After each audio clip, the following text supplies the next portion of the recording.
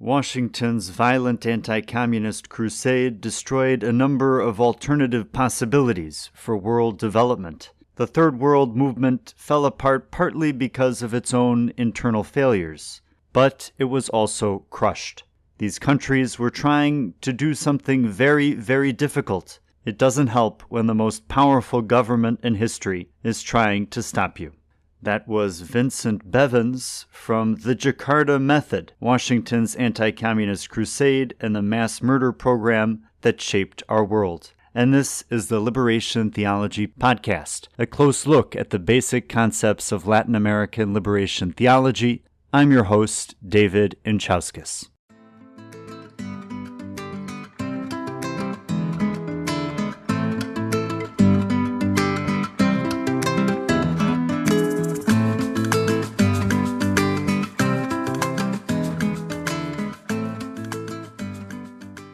Welcome back to the Liberation Theology Podcast. We really have a great show for you today. I'm joined by Faiz Abimanyu Wiguna from Indonesia. He recently wrote a philosophy thesis on Simone Weil, the Rosary, Attention, and Social Justice. So I thought we would have him on to discuss that. But in fact, we have in the end an episode to be divided into two. This will be the first part in which Faiz will talk about his personal conversion to Catholicism and then give us a context for the history of Indonesia, both politically and religiously. And then in our next episode, we will dive deeper into his thesis. I found this discussion with Faiz to be very moving, and I hope that you find it inspiring as well.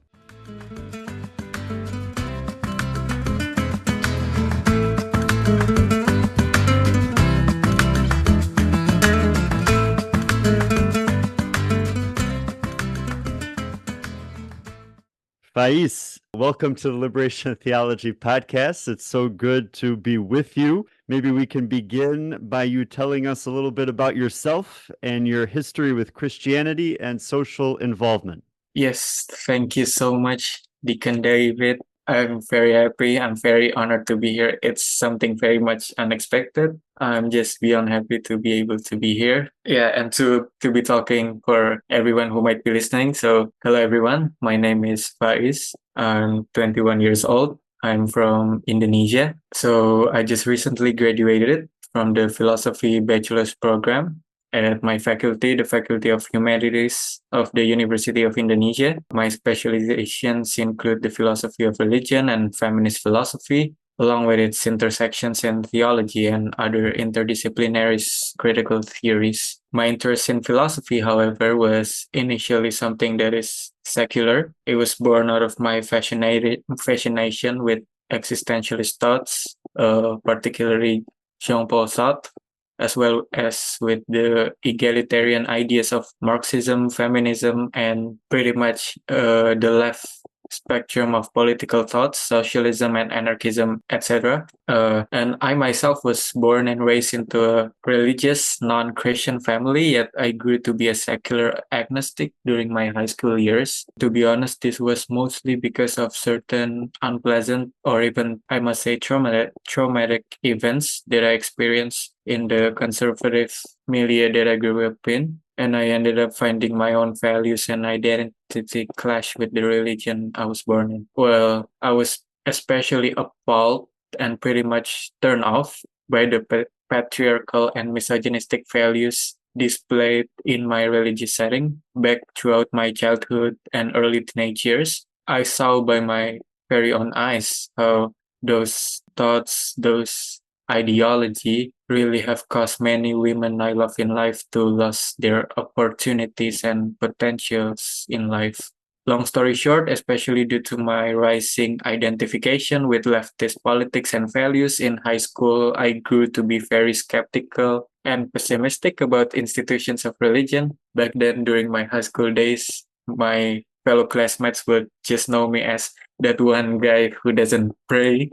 So yeah, but this would change, however, in my very late years of high school back in September 2019. On the start of my last year of high school, I started to learn Christianity. I was especially drawn by its themes of neighborly love, of siding with the poor and the oppressed, and its call for the liberation of the human race from the chains of evil, both in worldly and spiritual settings. I myself found myself to be particularly fascinated with Christianity since my childhood, to be honest. I was somehow particularly attracted by its imageries, its icons, its hymns, the beauty of its churches, but I never really thought about it until that moment in my last year of high school when I thought about seriously learning about a new religious tradition, and Christianity especially drew me in because of its identification with the oppressed, with the poor, and with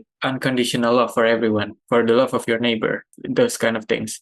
But then, from general Christianity, I was particularly attracted to the Roman Catholic Church, and this is in most I would really owe to due to my fascination, the comfort that I found with the Blessed Virgin Mary. She was the figure who gave me comfort and consolation in my early days of learning Christianity amid my heavily secular upbringing of the time. So I began to attend Mass weekly since then, September 2019, and I also saw Mass online every week throughout the COVID pandemic. And for the very first few years of my early college years, I started college back in 2020. I began learning the catechism on my own, along with my philosophical studies. So it would mostly just whatever questions I popped up in my mind, I would just Google it out, like what is the Trinity, what is the Church, what is the Holy Spirit, how everything works and such. Those things I initially learned for the very first few years on my own. But then after the pandemic started to get better, I started my catechumenate in early 2021. And then I was baptized. Thanks be to God, I received my first communion by the end of the same year, 2021. And then in the following year, I received my confirmation. So I took the name Gregory, as in Gregory the Great, the Pope, for my baptism, and Tarcisius, the acolyte of Rome, for my confirmation. So naturally, from that study of philosophy and learning the catechism at the same time, I naturally grew an interest in the philosophy of religion, as well as, of course, intersecting with theology. However, it is important to note that my interest in theology and my newfound faith in Catholicism never really annulled or even turned me against my past ideals and identification with leftist politics. Instead, I feel like they grew from the same love and desire to imagine a future of liberation and justice. Thus, liberation theology has always been my mode of faith. I wouldn't be a Catholic from the first place if it weren't for liberation theology that I found. It is the likes of Dorothy Day, Saint Oscar Romero, Camilo Torres, and Daniel Berrigan, who those are the people who convinced me that I am with the Church of Christ, that is the Church of the Poor. So to be here with the Liberation Theology podcast is an honor. It's a significant milestone that means so much to me. And once again, I really appreciate it. I'm currently working with Yayasan Jurnal Perempuan. That means literally in Indonesian, the Women's Journal Foundation. It is the first feminist academic journal in Indonesia that works to promote gender equality, inclusivity, and feminist philosophical discourses in Indonesian academic settings. I have also worked as a volunteer with Realino, which is a social service unit of the Indonesian province of the Society of Jesus. They are in Yogyakarta, a few hundred kilometers to the west from Jakarta. Well, they work in providing scholarships, healthcare, and vocational training workshops for those who are in need. And I specifically work with their learning communities, in which I, with many other friends, attend to the children of the most impoverished communities in town. In the past, I also work as an assistant for a research project on the Indonesian progressive youth social movements. And during my college years, I was also involved with organizations of progressive students, Catholic youth, Students Against Gender-Based Violence and Students for National Democracy. Maybe that's pretty much about my history with Christianity as well, my social involvement. Well, thank you so much for sharing that. I find your story very inspirational. And we've heard a bit about the personal side for you. Maybe now we can turn to the social side, your context. Many listeners like myself may not be so familiar with the context of Indonesia. Can you describe the country and its recent social and religious history? Yes. Now, this one is particularly important. Of course, when we talk about politics of liberation, we will imply the potential for socialism or any other forms of leftist alternative to capitalism. Now, in that regard, unfortunately, Indonesia had a pretty tragic history, a tale that is familiar to anyone who have read about the Southern nation struggles for socialism. So basically, we gained our independence in 1945 from the Netherlands. Our founding father, Sukarno, was a committed anti-imperialist. He was also a committed socialist, yet also a religious and practicing Muslim. Thus, when he envisioned our nation's principles, it is called Pancasila, which basically means derived from Sanskrit, 5 principles. He combined the belief in God being the first principle, followed with principles of humanity, unity, democracy, and social justice. So there's this very strong identification between Indonesian principles and religion. However, Sukarno also affirmed and was inclusive of the existence of atheists and non-religious communities in Indonesia. But the state would later only recognize 5 religions, now being 6, and those religions would be Islam, Protestant Christianity, Catholic Christianity, Hinduism, Buddhism, and one that they just added very recently was Confucianism. So yeah, well, the Constitution itself affirmed the right for other religious groups to belong to any other religious belief that might not be part of the officially recognized religions. Those are still the ones recognized. So yeah, it's still hard in practice for other religions to grow. Now, but back to Sukarno, his reign, the period that we now call the Old Order, starting from our independence in 1945, we saw that the leftist politics flourished and the government's commitment to anti-imperialism was very strong. Back then, during Sukarno's era, the Communist Party of Indonesia, we call it PKI, Partai Komunis Indonesia, it was among the top 4 parties in the parliament with over 3 to 4 million memberships nationwide, making it the largest non-ruling communist party in the world back then. And also, they work in line with Sukarno's vision of creating an Indonesian socialism. Sukarno kept close and tried his best to unite the nationalists, the communists, and also the religious Islamic factions. Also, it must be noted that although he was principally non-aligned, although he was principally of the Third World, he was one of the founding fathers of the non-aligned movement, and he was known for hosting the Bandung Conference or the Asia-Africa Conference. It is apparent in the early 1960s that his anti-imperialist principles eventually made him grow closer with the East, with the Soviet Union, the PRC, and such. Now, at one point, he established CONEFO, or the Conference of the New Emerging Forces. This happened because he pulled Indonesia out of the United Nations, and this was in protest to Malaysia becoming a non-permanent member of the UN Security Council. Now, for context, Sukarno was against the formation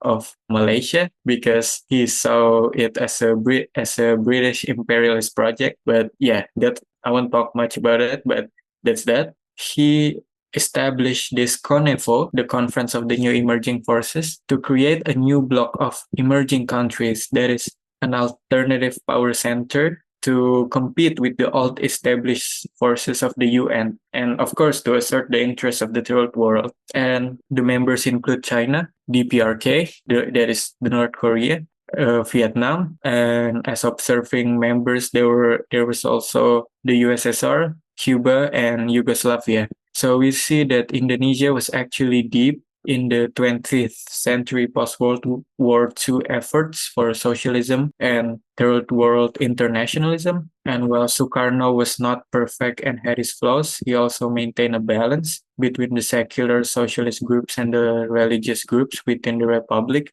The reign of Sukarno didn't last, of course. The rise of the Communist Party in the government with the support of Sukarno, it gained enmity among the armed forces. So the army back then was divided between the factions who was allied with the communists and those who were tied with the United States Covert Exchange. So it was during this time also that the United States grew worried of Indonesia's shift to the left, and they made several contacts and communications with soldiers in the armed forces of Indonesia, and basically they made factions that are loyal to their interests. So what happened?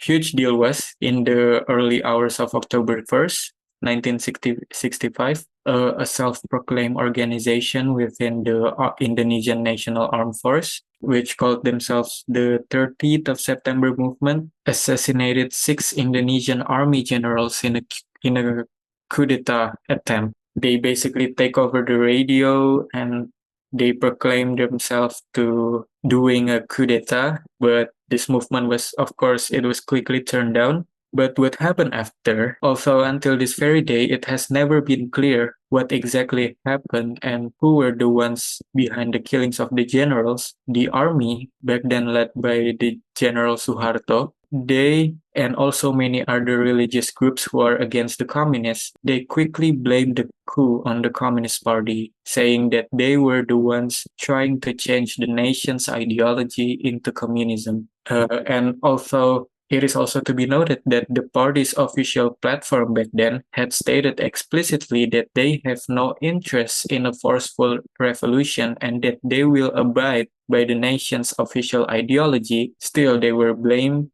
Quickly, the army then subsequently led a nationwide violent anti-communist, it must be, I would call it a genocide, a politicide, throughout 1965 to 1966. This mass killings saw the death of hundreds of thousands to millions. I think the biggest number recorded was 2 millions of those who were accused of being affiliated with the communists.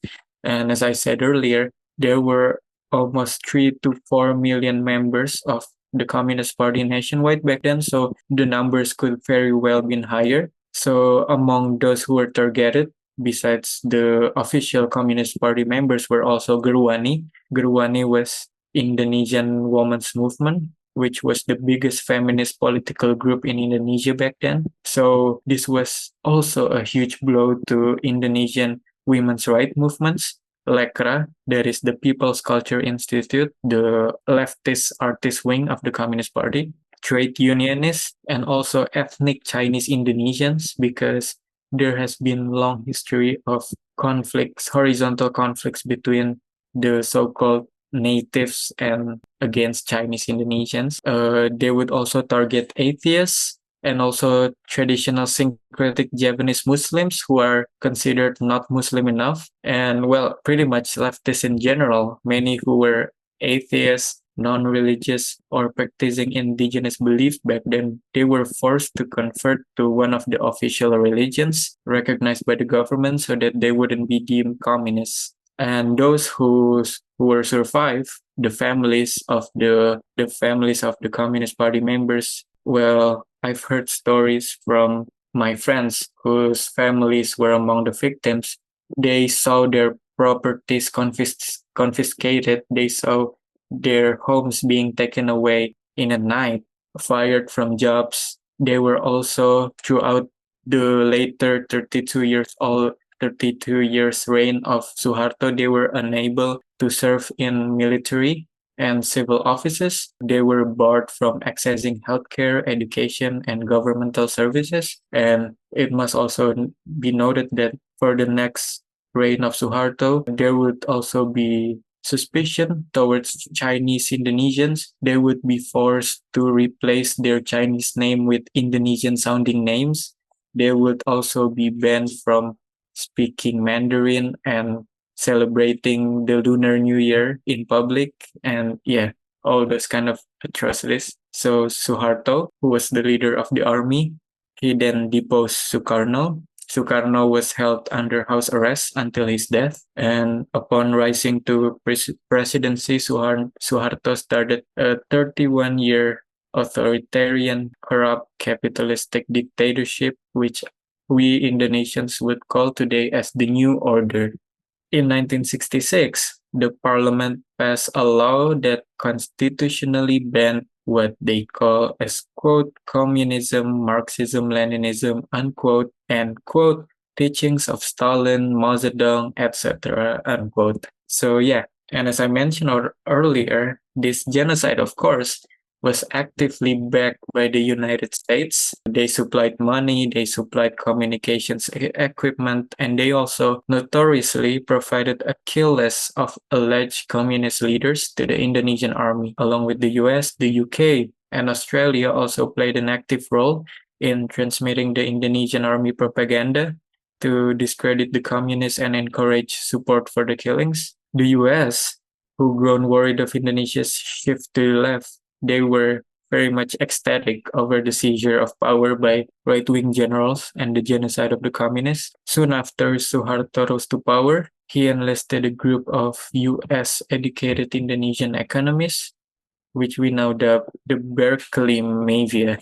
And basically what happened during Suharto's reign was that they started to cut government subsidies, they let the US aid in. The new order refers Sukarno's self-sufficiency policies, and in 1967, they enacted the very first foreign investment law in which Suharto officially welcomed foreign companies and infestations in Indonesia.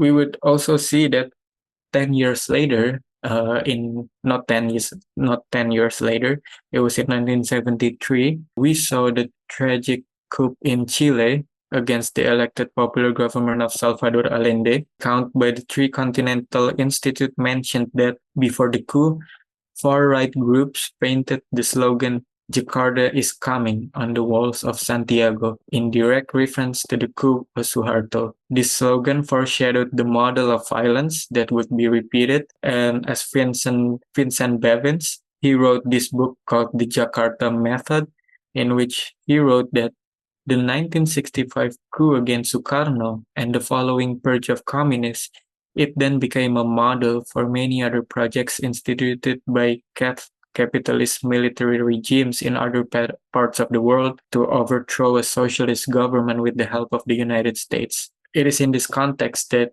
I see the struggle of my people has never been more intertwined with the struggle of my brothers and sisters in Latin America. So yeah, to this day, the 1966 law which banned Marxism is still in force. And although Suharto was deposed in the Reformation in 1998, and we are now currently in this era called the Reformation, there have been many cases of activists or trade unionists. They're criminalized by the police for displaying symbols of communism, for having alleged ties with the communists. Since Marxism is illegal, practically there have been no leftist parties here since then. Even the most left party, there's this one secular and nationalist party that claims to inherit Sukarno's political thoughts, and it is also the ruling party actually. Still, they enact questionable neoliberal and many anti-democratic policies. And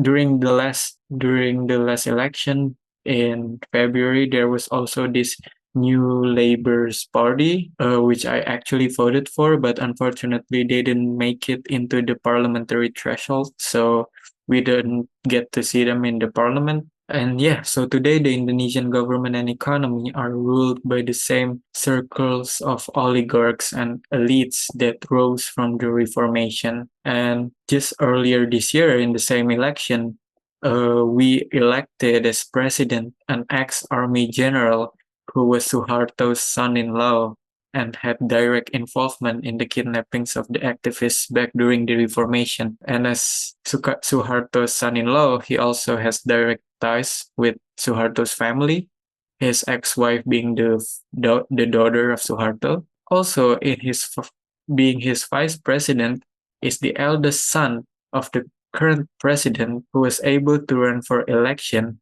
because his uncle, who was in the constitutional court, lowered the minimum age requirement just for him.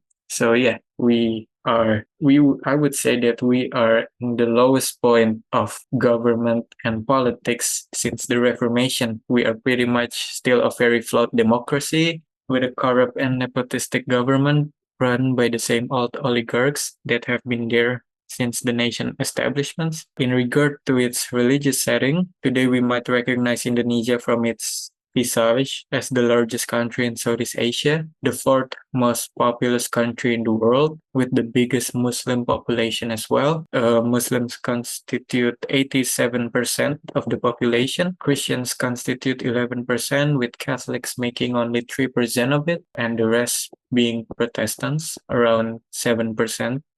The smaller recognized religions include Hinduism, Buddhism, and Confucianism, as well as indigenous religions. Now, as I said earlier, Chinese Indonesians were repressed during Suharto's era, so Confucianism was only recognized back in 2004, if I'm not mistaken, after the Reformation. Back in 2017, there is also a recent recognition of ethnic indigenous religions. And it is important to note once again that religion is a huge deal here. So we literally have our religious affiliation written on our IDs. But now, just recently, they stated that it can be ruled that a person may empty out they may make it empty their religious affiliation in their ID. So yeah, after the 1965 coup and the 32-year long regime of the New Order, religion was used as a tool against the communists. Since the communists were mostly atheists, the New Order suppressed them by making it mandatory for everyone to identify with the religion. Religious organizations, notably Islamic clerical organizations, they also took their part in the purge of the communists. And since then, until this day, most Indonesians, they will simply fear or hate communists, the word communism, because it is deeply tied stereotypically with atheism. So for Indonesians today, communists are bad because they are atheists and thus they are immoral, they are satanic, they don't know God, so how can they be good? Yeah, etc. So, and if you ask the people, most don't even understand. They won't probably understand what is the philosophical ideas of Marxism, what is common possession of means of production, and etc. They just think it's simply bad because the communists are atheists. There's this very famous picture that I remember circulating in the internet, in which extremist Islamic group held a poster which basically says that communists equals liberals equals atheists, and basically communists and liberals are bad. They are the same, and yeah, they are just bad. So yeah. So the notion of socialism, communism, Marxism, they remain to be very much scary and unthinkable for most ordinary Indonesians. While of course there are many active leftist, quote unquote, leftist progressive movements that are strong among the educated students, the workers, the farmers, the urban poor, and the trade unionists. They cannot explicitly proclaim Marxist ideologies and socialist jargon in public due to the risk of suppression. Even the Labour Party that ran in the earlier election, they cannot, for instance, use the word socialism in their campaign. They will only use words such as the welfare state, worker state, and everything except Marxism, communism, and socialism. So yeah, leftist movements does remain very scattered, and I have to admit that there are very few to know explicitly leftist movements akin to the ones in Latin America, because yeah, we see that in Latin America, the socialists are much stronger. They have a way more organized political movements and such, but unfortunately not here in Indonesia. The wound of 65 was deep, and it is kept fresh, unfortunately, by the growing religiosity and conservatism of the people. Especially about Christianity, I wouldn't talk much about Protestants. There are very many different Protestant denominations here, ranging from the mainstream traditional Calvinists to the charismatic megachurches. There are also the ones who are very progressive. There are also megachurches who is prosperity theology and conservatism, but it would be hard to say anything without generalizing them, so I wouldn't speak about it. But Catholics, I would say that they are lukewarm, but by this lukewarm, I don't refer to the usual lukewarm that is being used among Christians. I don't mean that they are not religious or they just go to mass and don't practice in the rest of their life. No, I believe they are very religious. I believe the attendance of Sunday mass here are way higher than in the West. I've been in Europe and I can compare what it's like. But so yeah, the churches are way more packed. They are more religious in identity. But I would say that in regards to catechism, they are very much chill and relaxed in regards to the in-group feeling, in-group sentiments, as in traditional Catholic thoughts that we see circulates a lot among Westerners. I would say that it has very minimum presence here. Most of Catholics here are very much relaxed and holds a very pluralistic view towards religions. Why? I see that as a minority, as a minority, yet a very huge and institutionalized minority. I see that the Catholics here, they try to portray themselves as model citizens who aim to promote unity, diversity, religious tolerance, and such. So it would be no surprise if here in Indonesia you would see Catholic churches putting banners that says Eid Mubarak to the Muslim community. Also, or they would pray in their mass prayers for our Muslim brothers and sisters who are about to welcome the month of Ramadan and such. It's not weird here. While in the other hand, the Muslims are not allowed to say Merry Christmas. But yeah, I think it is the case that for Catholic as minorities, they see that the state and the government are the only things that can and should protect them from the rising Islamic politics of intolerance, fundamentalism, conservatism, and even terror attacks. If you may know, in early 2000s and 2010s, there were a lot of cases of suicide bombings in Indonesian churches, especially in Easter and in Christmas.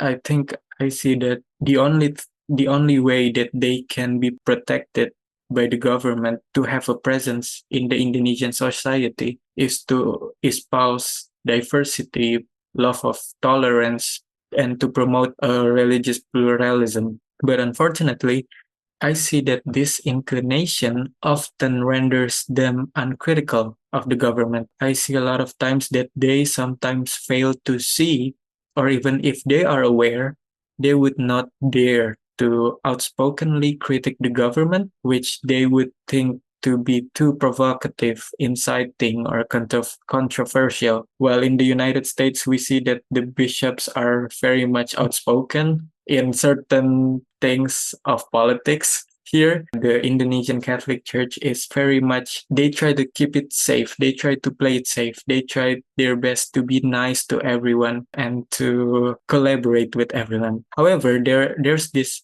interesting case regarding the election dispute I mentioned earlier there was this Jesuit priest, Father Franz Magnus Suseno. He is a deeply revered professor of philosophy, and he came out in court to critique the affair over what he denounced as unethical conduct by the president. And while many other clerics and academics of the church, ICs showed their support and also expressed their soft critics towards the government, I saw also many lay Catholics online saying things like, oh, priests shouldn't be involved with politics. Oh, this priest, it would be better if he stayed away, or he's staining the church with political agendas, or the church should remain neutral and not involved with any political parties, etc. So yeah, there's that very dangerous public assumption in which it is considered bad for the church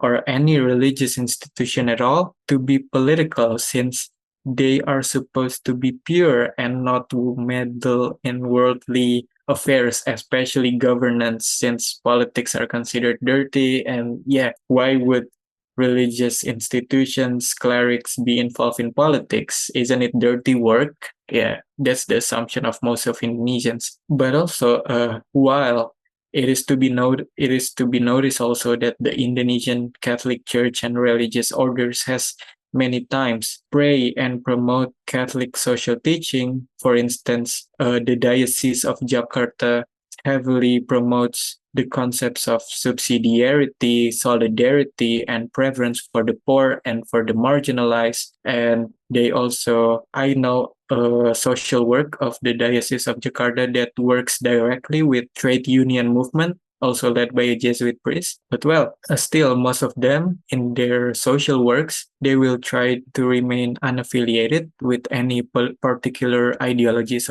or movements.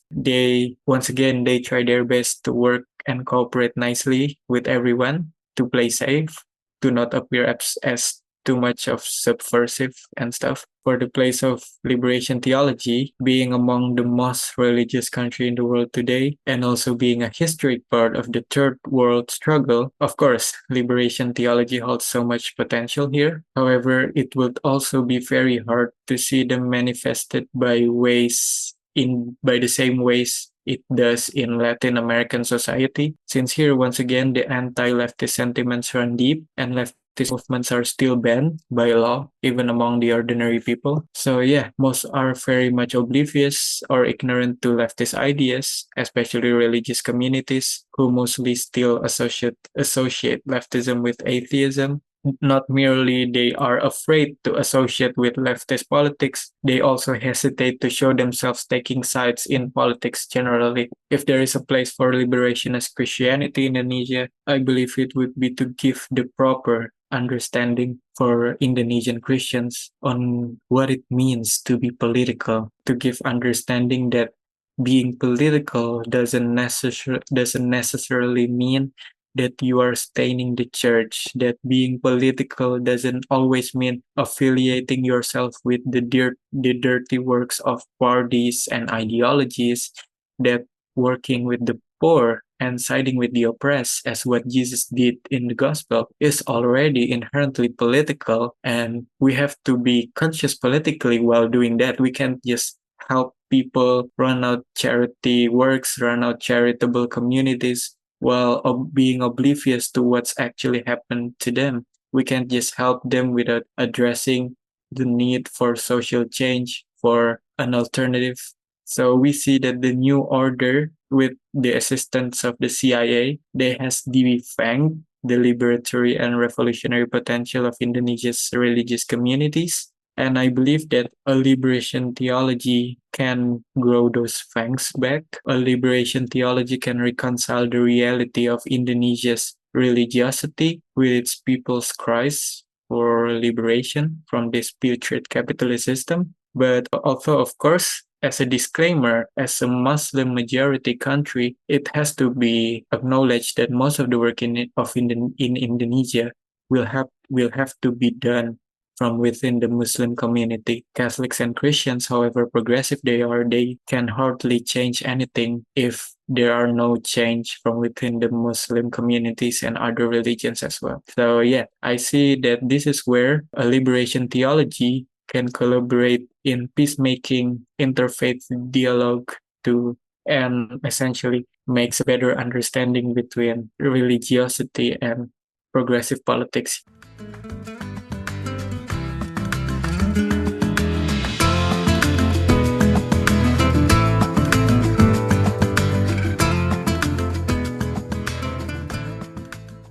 Please do join next time as the conversation with Faiz continues. But for now, let's finish with a prayer, a version of the prayer for generosity.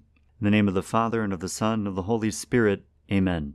Lord, teach me to be generous, to serve as you deserve, to give and not to count the cost, to fight and not to heed the wounds, to toil and not to seek for rest, to labor and not to look for any reward, save that of knowing that I do your holy will, the liberation of the oppressed. In the name of the Father, and of the Son, and of the Holy Spirit, amen.